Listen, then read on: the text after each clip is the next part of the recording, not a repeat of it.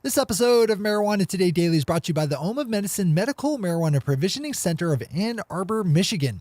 Now proud to be one of the state's officially licensed medical marijuana businesses.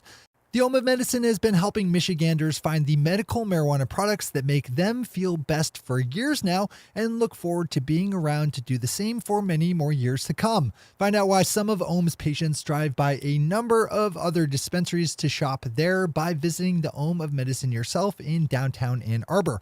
Or if you're distance away and can't get there quite yet, you can open up homeofmedicine.org for just a slice of what makes the Home of Medicine special. Thanks to everyone at the Home of Medicine for helping make today's news possible. Good morning, Marijuana Nation. It's Wednesday, October 22nd, 2018, and you're tuned in to episode 596 of Marijuana Today Daily. I'm your host, Shay Gunther, and I'll be walking you through today's marijuana news and headlines. As always, we have a full and busy day of cannabis news in our hands, so let's jump right into it.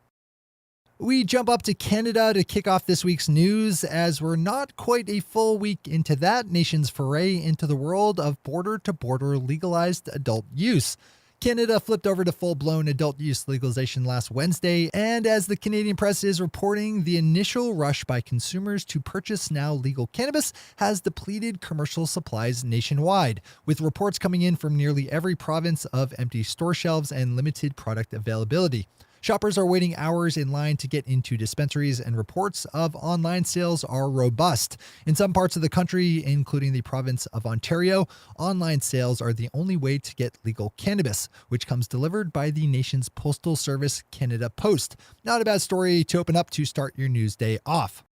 We have an update to a storyline we touched on last week as our second top headline, as Florida Governor Rick Scott filed a notice to appeal a court case involving how the state gives out legal medical marijuana business licenses. Just a few hours ahead of Friday's 5 p.m. deadline to do so, Governor Scott's office announced the planned appeal in a case decided by a state judge ordering Florida officials to hand out more business operating licenses. This is a pretty convoluted and messy storyline with lots of interesting angles, so I'd swing over to WPBF for all the details. In short, though, things are getting interesting for legal cannabis down in the Sunshine State. Our friend Tom Angel over at Marijuana Moment helps us round out today's top headlines with his pickup of news on Friday that Mexican government officials will be meeting with their Canadian counterparts this week with a plan to talk about legalizing marijuana.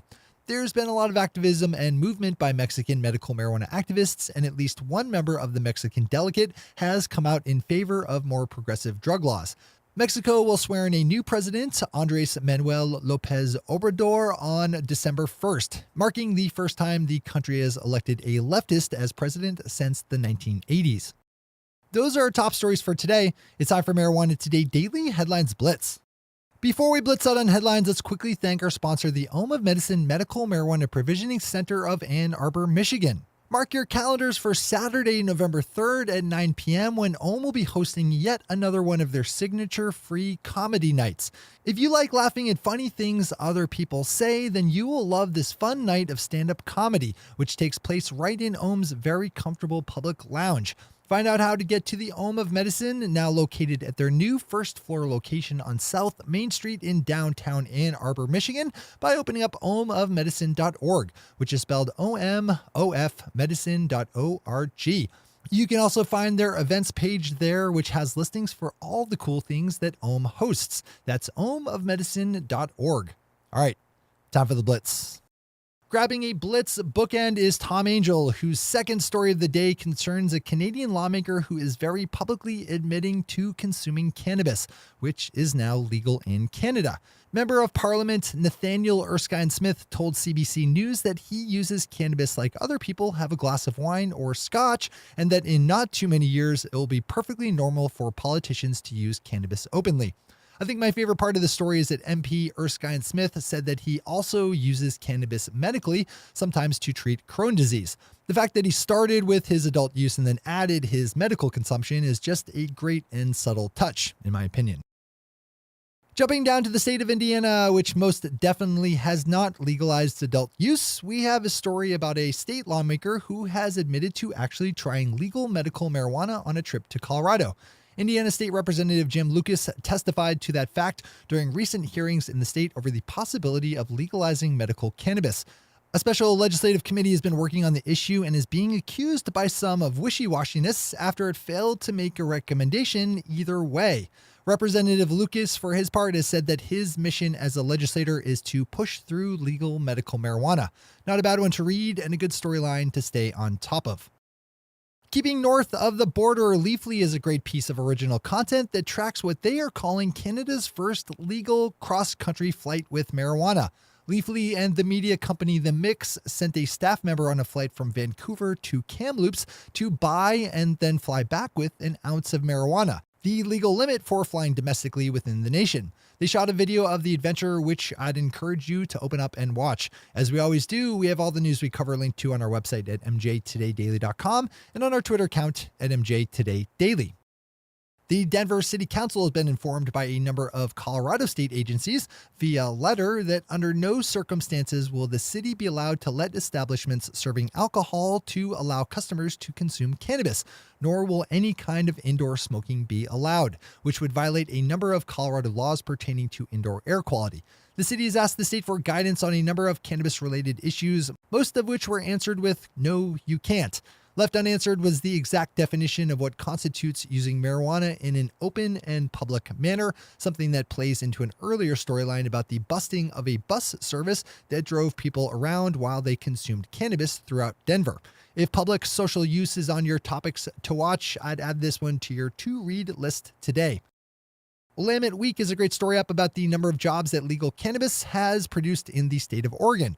According to their story, the legal cannabis industry can be credited with creating somewhere between 5,300 and just under 12,000 jobs in the last 10 years in Oregon, whereas the high-tech sector has only added 7,600 new jobs, though the average tech job pays more than 3 times the average cannabis job.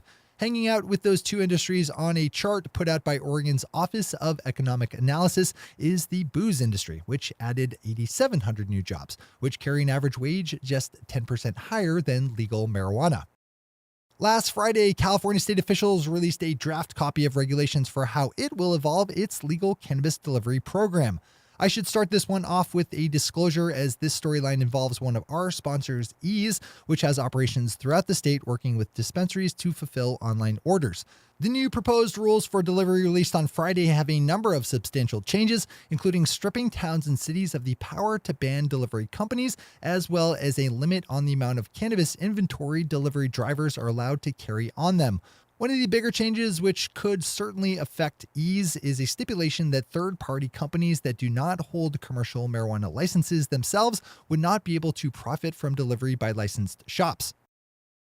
With our final story of this first day of the week is my buddy Johnny Green over at Weed News, who penned a good story about an update out of Massachusetts as the state works to implement its Cannabis Social Equity Program, the brainchild of our on-hiatus regular Shalene Title.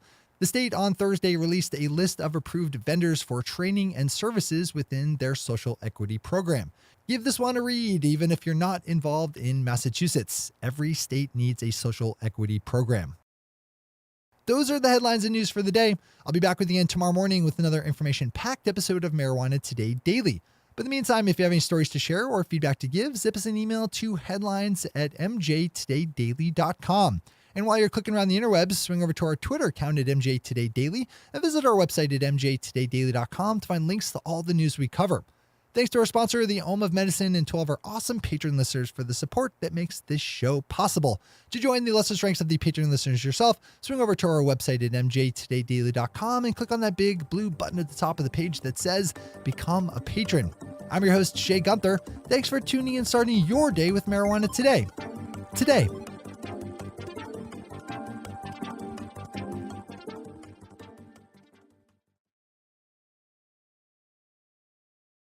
One take, Shay. One take.